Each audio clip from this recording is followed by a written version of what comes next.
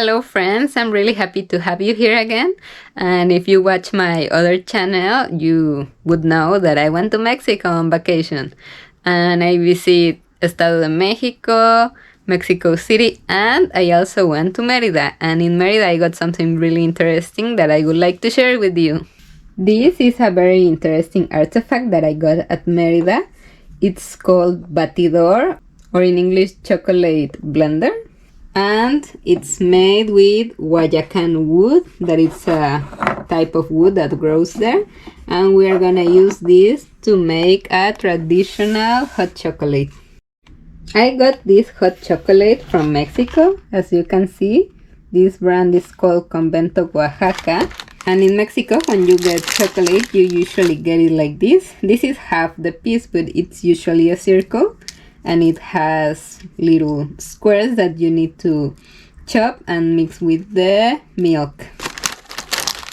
For this recipe, I'm gonna make hot chocolate as I like it. My grandma used to make it like this, but you can change the recipe as you like the most. For this recipe, we need 250 milliliters of milk. My local store didn't have milk, so I'm gonna use cream, but also you could use cream if you want to make a more richer chocolate. I'm gonna use 2 squares from this, and we're gonna use the batidor to make the hot chocolate foamy, because usually Mexican hot chocolate it's very rich and foamy. Also, if you want to make the real Mexican recipe, like the Asian recipe, you need to substitute the 250 milliliters of milk for just water. It's also a good drink if you have never tried it. And also, if you want another Mexican way, you can do the hot chocolate with milk, but add a little bit of chili powder at the end, maybe half a teaspoon, just for a tiny bit of spices. Well, as you can see, my milk is almost boiling, so I'm gonna add the chocolate. And I'm gonna mix until it's well dissolved. The milk is hot, so this part should be easy, but you can help the chocolate dissolve with your spatula, just pressing it a little bit and mixing. Okay, it's already mixed. This is the color I usually like for my chocolate. It's like a, let's say, beige, but if you want it richer, you can add another triangle of chocolate. This is as you wish, your personal preference.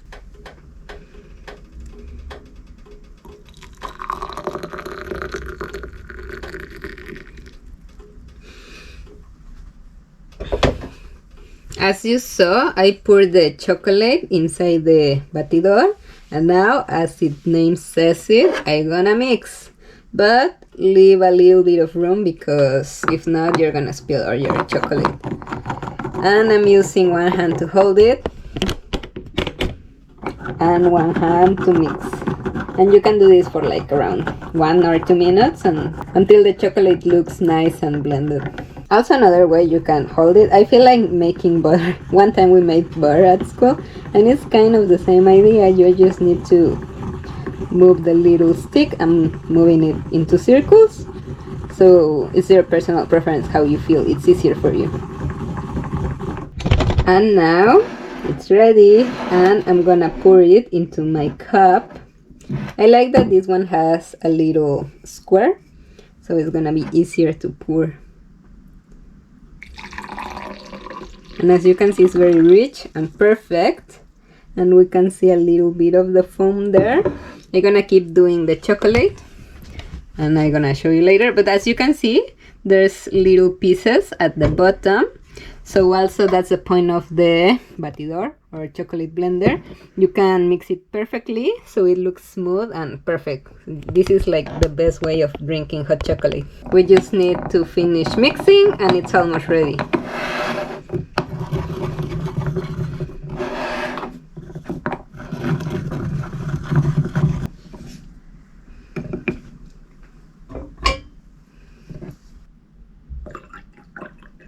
So perfect.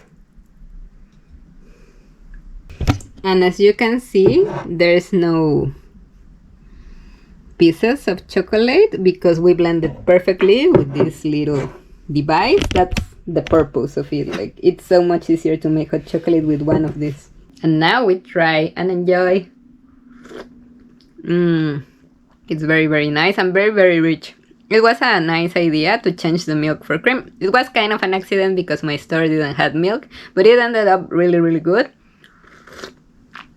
Today the weather is really gloomy, as you can see. So this afternoon snack, it's perfect. It's just the beginning of spring, but this would be an excellent drink for a whole year, but especially for autumn and winter, this would be amazing. I don't like the mixes that are very processed and have a lot of things except chocolate, so I would really recommend getting Mexican chocolate. You can get it at Amazon, or you should go to Mexico for a little vacation. Get a lot of hot chocolate brands. There's a lot, and all of them taste different, and it's interesting because some of them have spices, some of them have more cocoa, some of them have more cocoa butter. All the brands are different. I'm gonna leave you some here. I think it's interesting. And if you can't get a Batidor, I would recommend getting one of these foamers. It's not exactly the same, but it works pretty similar. This would help you to avoid the chocolate chunks at the end.